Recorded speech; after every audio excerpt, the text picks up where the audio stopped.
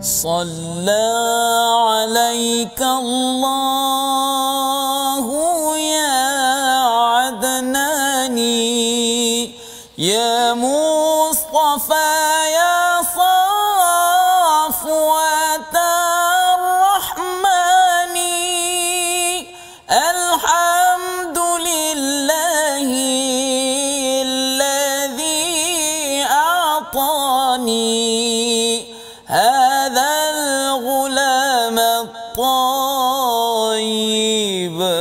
الأرداني. Assalamualaikum warahmatullahi wabarakatuh. Alhamdulillahirabbil alamin wassalatu wassalamu ala asyrafil anbiya'i wal mursalin sayyidina Muhammadin wa ala alihi wa ashabihi ajma'in, amma ba'. Apa khabar tuan-tuan puan-puan yang berada di rumah sekalian? Mudah-mudahan Allah Taala memberikan kita kekuatan, kesihatan, kesenangan, kesejahteraan untuk kita menghadapi kehidupan seharian kita dan meneruskan pengajian kita dalam rancangan My Hadis Time Rasulullah Suri Teladan. Baik, seperti biasa dalam permulaan pengajian kita pada hari ini saya akan bacakan satu hadis yang ringkas. Mudah-mudahan dia memberikan kita satu pengajaran yang simple buat tuan-tuan puan-puan di rumah untuk mudah mengingati. Hadis kita pada hari ini menyebutkan tentang satu lafaz yang mudah yang mana Rasulullah sebutkan al-kalimatut tayyibatu sadaqah.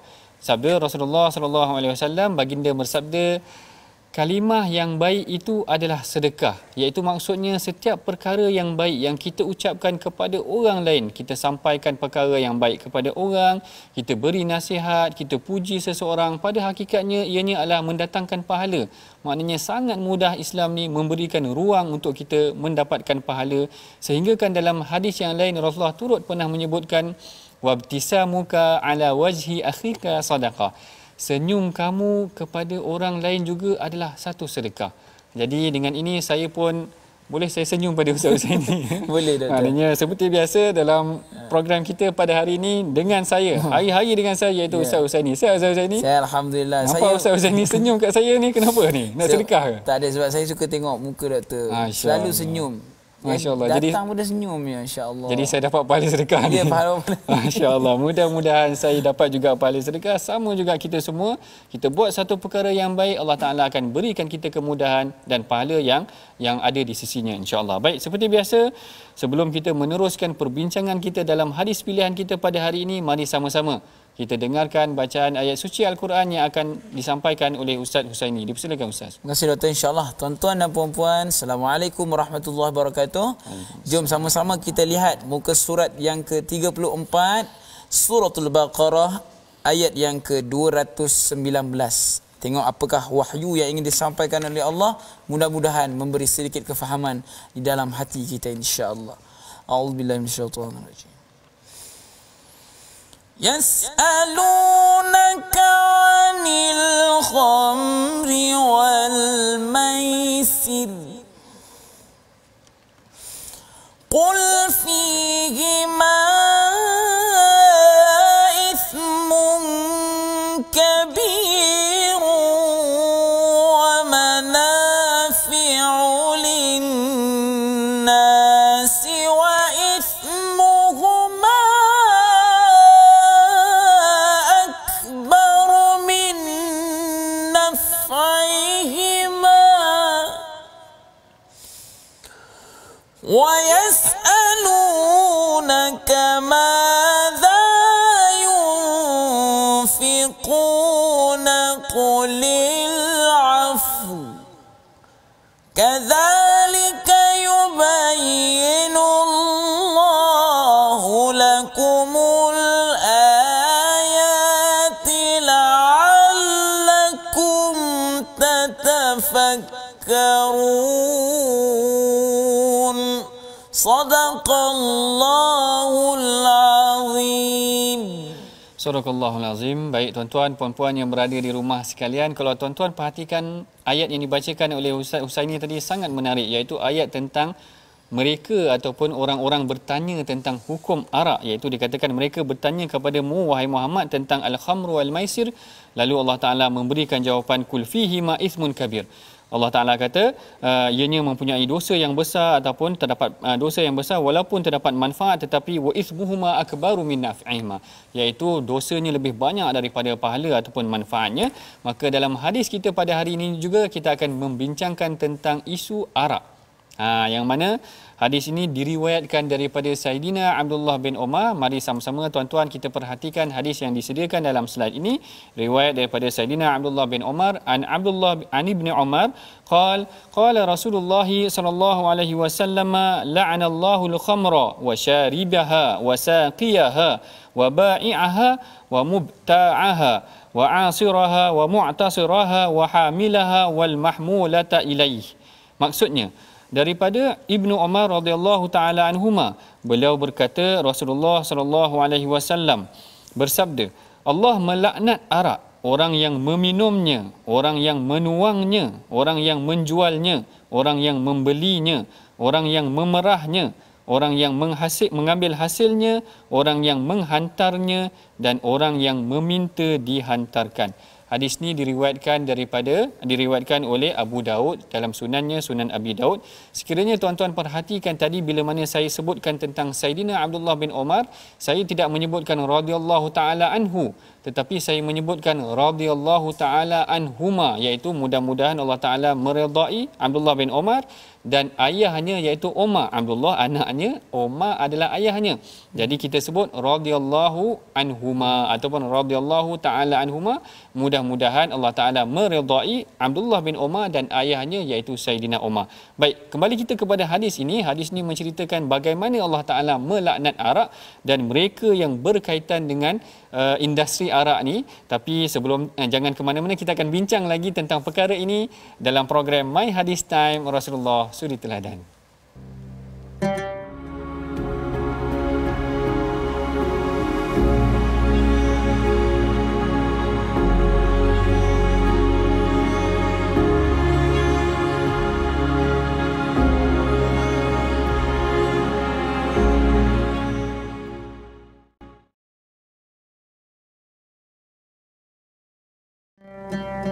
Alhamdulillah, bertemu kita lagi dalam pengajian kita mengenai hadis yang berkaitan dengan arak.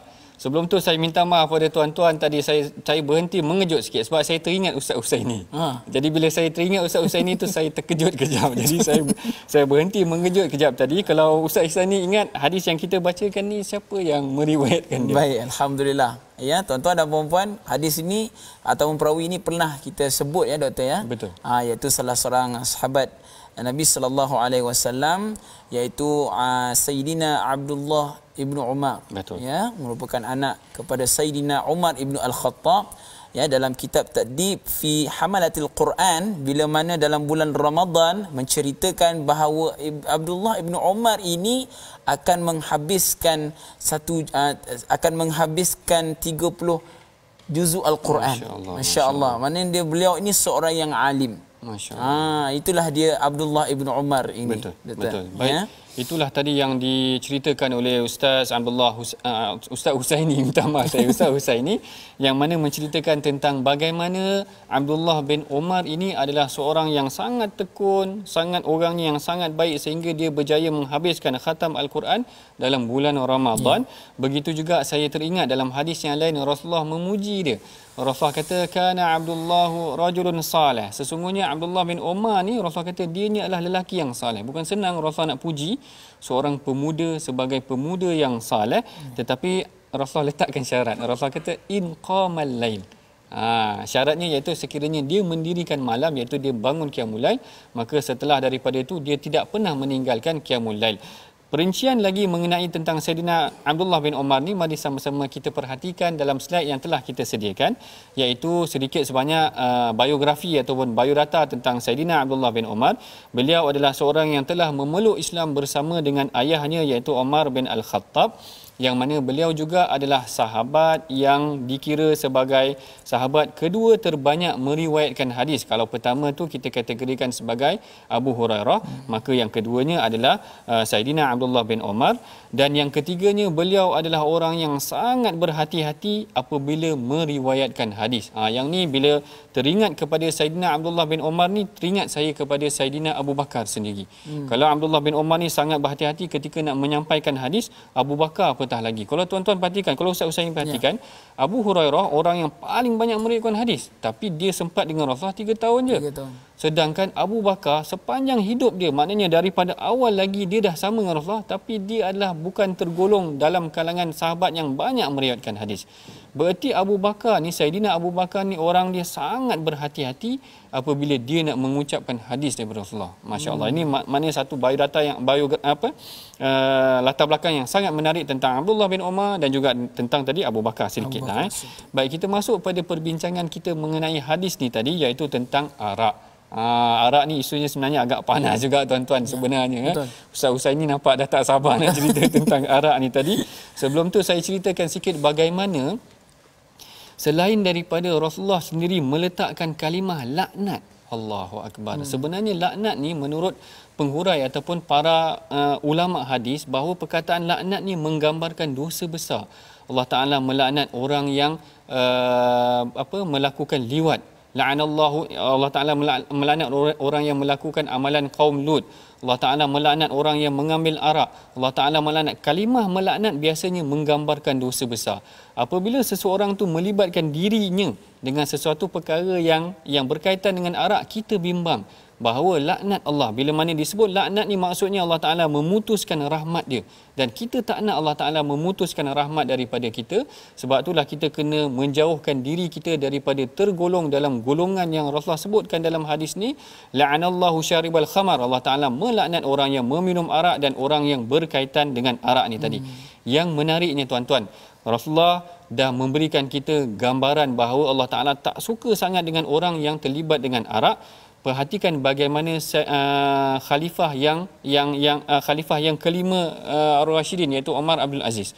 Umar Abdul Aziz ni memang betul-betul dia melaksanakan apa yang telah diberikan pedomannya daripada Rasulullah sallallahu alaihi wasallam tadi, yang mana Al-Imam Baihaqi pernah menghuraikan. Dia kata Saidina Umar dia pernah meletakkan syarat, bukan Saidina Umar, maknanya Khalifah Umar bin Abdul Aziz ni pernah meletakkan syarat kepada non-Muslim pada zaman dia memerintah. Dia kata kataba Umar bin Abdul Aziz alla yuzhirul khamra, iaitu para non-Muslim, iaitu orang kafir pada zaman pemerintahan Umar Abdul Aziz tidak boleh menzahirkan aktiviti arak mereka. Maknanya mereka sangat ketat. Umar Abdul Aziz meletakkan perundangan pada zaman dia.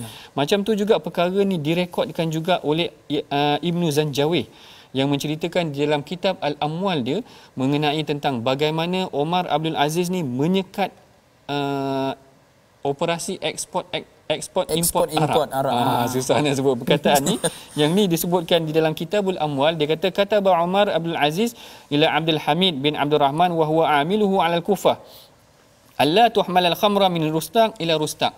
Dia kata kepada gubernurnya, jangan dipindahkan arak tu daripada satu daerah kepada satu daerah yang lain. Jadi kalau tuan-tuan nak tahu lebih lanjut mengenai perbincangan ini, jangan ke mana-mana. Kita temu lagi dalam program My Hadis Time Rasulullah Suri Teladan.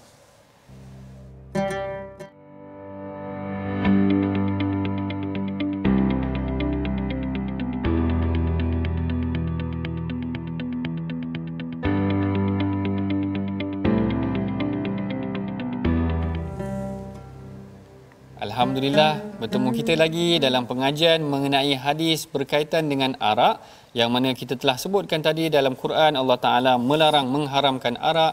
Dalam hadis Rasulullah sallallahu alaihi wasallam menyebutkan bahawa Allah Taala melaknat arak dan orang yang berkaitan dengan arak, bagaimana Rasulullah memang sangat tak suka dan mengecam orang-orang yang berkaitan dengan industri arak ni. Mudah-mudahan dia boleh menghentikan kerosakan ini.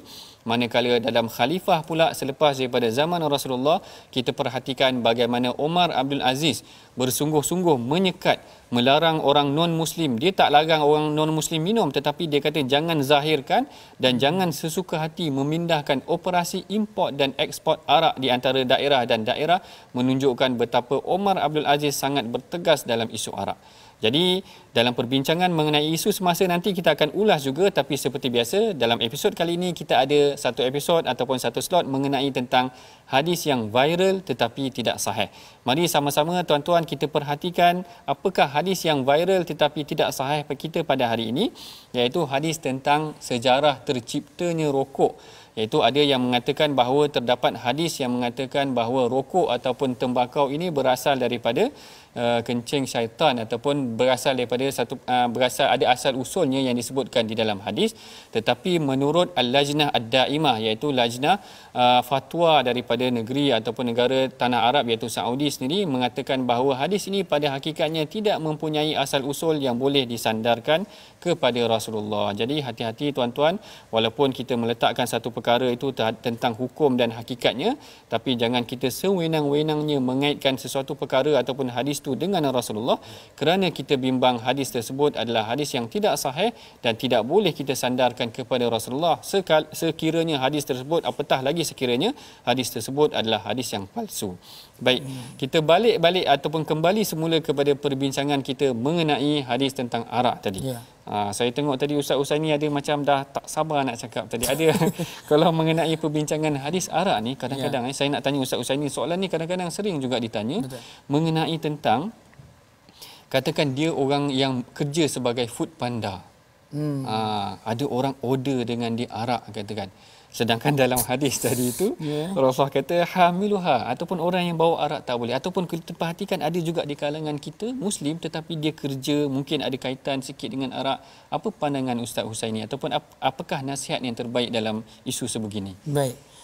Kita dalam mendepani isu yang sebegini dengan keadaan COVID lagi, yang sebaik-baiknya kita kalau nak mencari pendapatan itu, sebaik-baiknya kita hindari perkara-perkara yang boleh mendatangkan kemurkaan Nabi dengan Allah Subhanahu Wa Taala. Seperti mana yang hadis yang dibacakan oleh doktor sebentar tadi, la'anallahu syaribal khamr. Begitu juga bila kata la'ana ini dia berkenaan dengan dosa yang besar. Betul. Begitu juga dengan orang yang rasuah, memberi rasuah. La'anallahu rashi wal murtashi. Betul. Allah melaknat kepada orang yang beri rasuah dan menerima rasuah. Dan seelok-eloknya kalau orang yang bekerja dalam bidang ini yang membawa, kalau kita tak nak menjadi daripada sebahagian daripada golongan yang diperkatakan oleh Nabi sallallahu alaihi wasallam, kita hindarikan. Baik. Banyak lagi sebenarnya kerja-kerja yang halal. Betul, betul. Saya kira itu adalah satu jawapan yang baik juga. Kalau andai kata ada di kalangan kita yang food rider, mungkin kita boleh minta, ataupun kalau kita boleh tolak. Kalau kita boleh tolak, kita tolak. Maknanya kita kata ini tidak boleh, saya tak, maknanya itu kebebasan kita untuk bercakap sedemikian ataupun menolak satu perkara yang melibatkan kita dengan perkara yang tidak elok. Baik, kita telah pun sampai kepada penghujung rancangan. Seperti biasa, mari sama-sama tuan-tuan puan-puan kita perhatikan pengajaran dan resolusi yang kita pelajari daripada hadis kita pada hari ini. Yang pertamanya adalah kita hendaklah bersikap tegas dengan apa sahaja yang perkara yang melibatkan arak. Yang kedua, kita hendaklah mendidik masyarakat tentang bahaya arak dalam kehidupan bermasyarakat ataupun kehidupan manusia. Dan ketiga, kita hendaklah sentiasa berhati-hati apabila menyebarkan hadis daripada Rasulullah sallallahu alaihi wasallam. Baik, seperti biasa dalam penghujung rancangan ini saya menyeru kepada tuan-tuan puan-puan agar sama-sama kita menyumbang kepada tabung gerakan Al-Quran, yang mana melalui tabung ini kita akan memperkasakan program pengajian Al-Quran dan hadis kita. Mudah-mudahan sumbangan tuan-tuan akan dirahmati oleh Allah Subhanahu Wa Taala.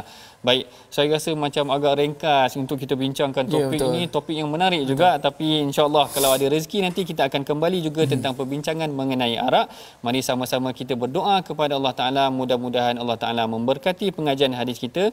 Dengan ini saya mempersilakan Ustaz Husaini untuk memimpin bacaan doa.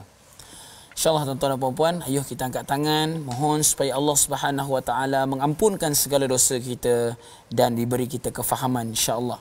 Bismillahirrahmanirrahim. Alhamdulillahi rabbil alamin. Wassalatu wassalamu ala asyrafil anbiya'i wal mursalin wa ala alihi wa sahbihi ajma'in. Ya Allah, ya Tuhan kami, ampunilah dosa-dosa kami ya Allah, dosa keluarga kami ya Allah, kedua ibu bapa kami ya Allah. Ya Allah, ya Tuhan kami, jauhkanlah kami daripada perkara-perkara yang Engkau murka ya Allah. Dekatkanlah kami dengan perkara yang Engkau suka ya Allah. Jauhkanlah kami daripada segala benda yang boleh merosakkan hati dan jiwa kami ini ya Allah. Ya Allah, ya Tuhan kami memohon kepadamu ya Allah, jadikanlah hati kami ini berpegang pada Al-Quran dan hadis ya Allah. Ya Allah, ya Tuhan kami, Engkau sahajalah Tuhan yang memegang hati-hati kami ini supaya kami tidak terpesong daripada ajaran-Mu. Rabbana atina fid dunya hasanah wa fil akhirati hasanatan wa qina adzaban nar. Wa sallallahu ala sayyidina Muhammadin wa ala alihi wa sahbihi wa sallam walhamdulillahi rabbil alamin. Amin.